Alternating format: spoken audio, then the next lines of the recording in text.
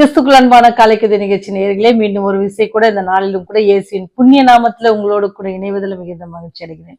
அடியாளுக்கும் இந்த தருணத்தை கொடுத்ததுக்காக நான் அவரை துதிக்கிறேன், சோஸ்தரிக்கிறேன்.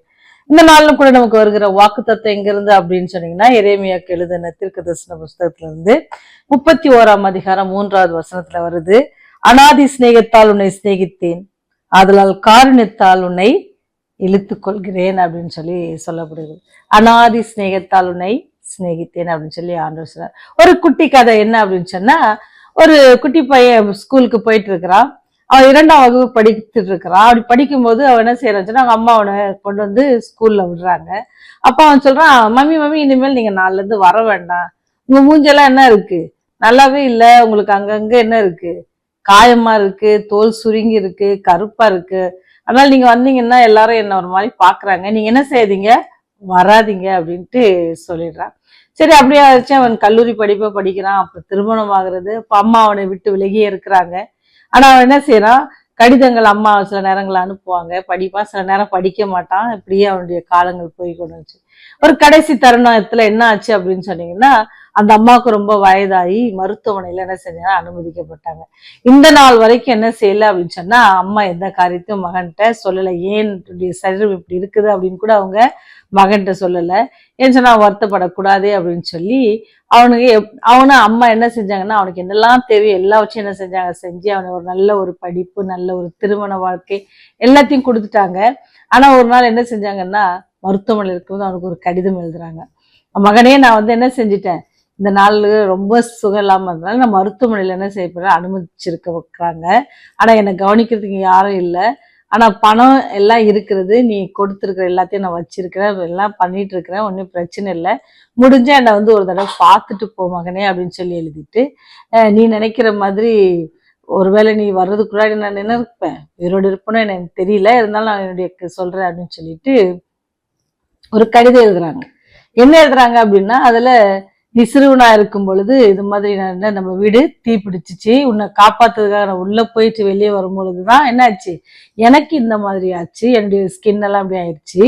ஆனா அதுல எனக்கு பெரிய சந்தோஷம் என்ன அப்படின்னு சொன்னா, உனக்கு என்ன இல்ல, ஒண்ணுமே ஆகல, உனக்கு என்ன இல்ல, ஒரு காயமே இல்லாம உன்னை காப்பாத்திட்டேன்ற பெரிய மகிழ்ச்சி தான் எனக்கு என்ன இருந்துச்சு, சந்தோஷமா இருந்துச்சு. இந்த நாள் வரைக்கும் அதை நான் ரொம்ப சந்தோஷமா இருக்கிறது. என்னுடைய காயங்கள்லாம் எனக்கு பெரிய இது இல்லை, என்னை யார் எது சொன்னாலும் எனக்கு அதை பத்தி கவலையே இல்லை. ஏன்னு சொன்னா, உன்னை நான் என்ன செஞ்சுட்டேன், காப்பாத்திட்டேன் அப்படின்னு சொல்லி அம்மா அந்த கடிதம் எழுதி அனுப்பிச்சிருந்தாங்க.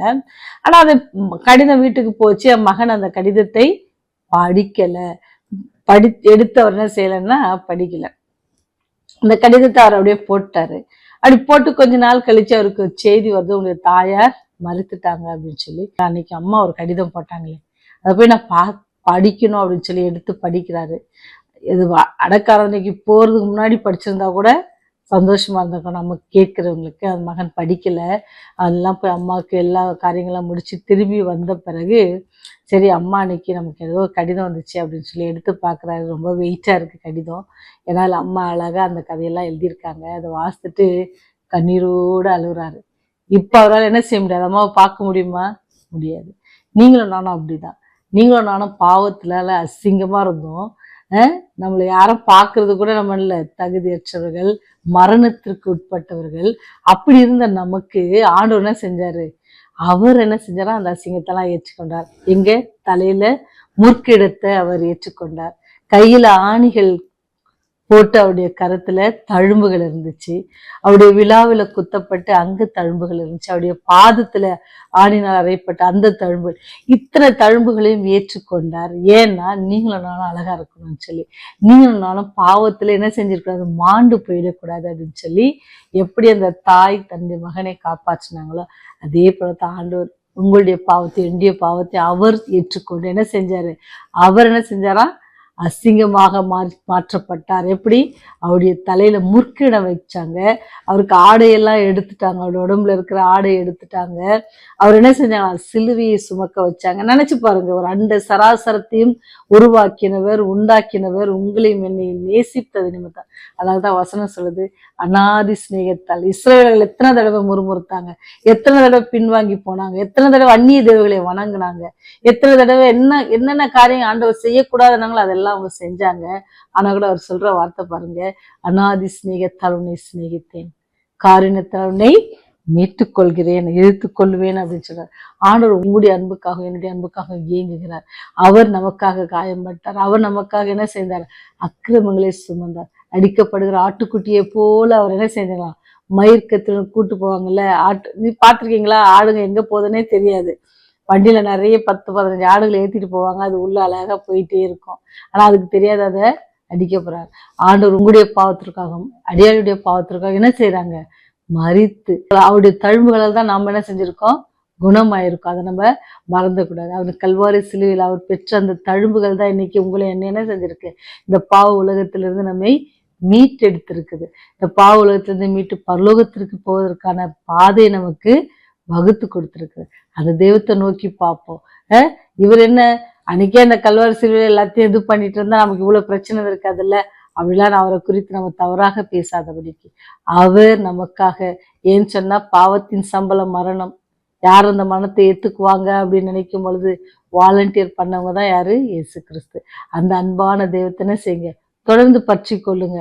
அவரை நம்ம எப்படி பார்க்கணுமா? அவருடைய தழும்புகளால் தான் ஆண்டவரே, நாங்க உங்களுடைய தழும்புகளால் தான் நாங்க குணமானோம் அப்படின்னு சொல்லி நம்ம பார்த்தோன்னு சொன்னா அவருடைய அன்பு நமக்கு புரியும். அப்படி இப்போ இந்த நாட்கள்ல நம்ம புரிஞ்சுக்கிறணும். இந்த நாட்கள் அவரை பார்த்து அவருடைய அன்பை புரிந்து கொள்வோம். கடைசியில புரிஞ்சுக்கலாம் அப்படின்னு நினைக்கும் போது நாம உயிரோடு இருப்போமா என்னன்னு தெரியாது. எப்படி அந்த தாய் மரித்த பிறகு மகன் தேம்பி தேம்பி அழுதாரோ அந்த மாதிரி நம்ம பிற்காலத்தில் அழாதபடிக்கு, அவருடைய வருகையின் போது நம்ம அழாதபடிக்கு இப்பயே அவரை நோக்கி பார்த்து அவருடைய அன்பில் நம்ம செய்வோம். அவர் சொன்னது போல அநாதி சிநேகத்தால் உன்னை சிநேகித்தேன்னு சொன்னார்ல, அதனால அந்த சிநேகித்த தேவனத்துல நம்ம என்ன செய்வோம்? போய் அவருடைய காரணத்துல அவர் நம்மை அவர்கள் நம்ம சேர்வோம். இதுவே எனக்கு பெரிய வாக்கு தத்துவமா இருக்கு. ஜெபம் செய்வோம். பாவிகளை நேசித்து பாவத்தை வெறுக்கிற தகப்பனே, எங்களுடைய பாவத்தை பாராதபடிக்கு அதற்கேற்ற தண்டனை தராதபடிக்கு ஒவ்வொரு நாளும் பாதுகாத்து வருகிறேன். எங்களுடைய பாவத்தை எல்லாம் மேல் நீர் சுமந்து கொண்டீர். அதற்காக உங்களுடைய பாத்துல நன்றியோடு நிற்கிறோம் ஆண்டவரே. தகுதியற்ற பாவிகளாக உங்களுடைய பாத்துல நிற்கிறோம் ஆண்டவரே. ஆண்டவருடைய நீதியின் வலது கரத்தினால, உங்களுடைய நீதியின் வஸ்திரத்தினாலே எங்களை உடுத்து வித்து ஆண்டவரே உங்களுடைய பிள்ளைகளாக எங்களை ஏற்றுக்கொண்டீரே. அதற்காக நன்றி செலுத்துகிறோம் சாமி. அநாதி சிநேகத்தால் எங்களை சிநேகித்தவரே உண்மை துதிக்கிறோம், சோஸ்தரிக்கிறோம் சாமி. இந்த நாளை நீங்க ஆசீர்வதித்து தாங்க. இந்த நாளில் நாங்கள் செய்ய இருக்கிற ஒவ்வொரு வேலையினுடைய கிருபை எங்களோடு கூட இருக்கட்டும். உடைய அன்பு, உடைய இரக்கம், உடைய தயவு எங்களோடு கூட இருந்து எங்களை பாதுகாத்து எங்களை வழிநடத்த வேண்டுமா இயேசுவின் வழியாய் ஜெபிக்கிறோம் ஜீவனுள்ள நல்ல தகப்பனே. ஆமென், ஆமென்.